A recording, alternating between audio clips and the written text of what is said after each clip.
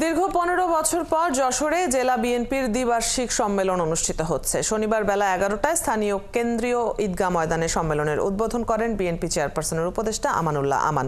আমরা এখন চলে যাব যশোরে জেলা বিএনপির দ্বিবার্ষিক সম্মেলন নিয়ে আরো জানাতে। সেখান থেকে আমাদের সাথে যুক্ত হচ্ছেন সহকর্মী এস এম ফরহাদ।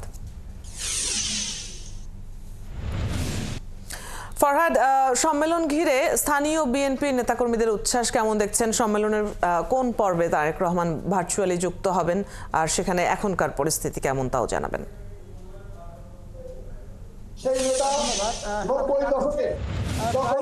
বছর পর যশোর জেলা বিএনপি সম্মেলন অনুষ্ঠিত হচ্ছে।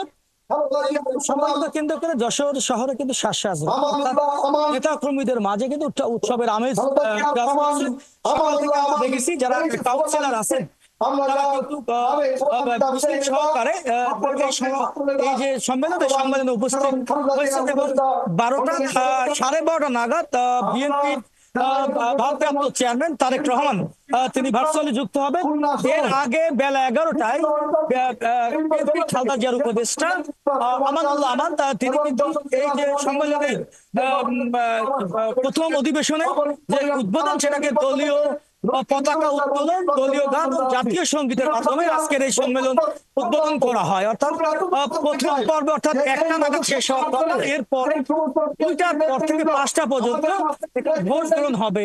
অর্থাৎ এখানে যশোর জেলায় যে 16টি ইউনিট আছে, 16টি ইউনিটের 16 জন ভোটার তাদের ভোট দিয়ে যশোর জেলার সভাপতি এবং সাংগঠনিক সম্পাদক পদে নির্বাচিত করবেন। আপনাদের জানিয়ে রাখি, এর আগে যখন জেলা বিএনপির সাধারণ সম্পাদক পদ সেটা দেলাওয়ার হোসেন খোকন তারা কিন্তু নির্বাচিত হয়েছে।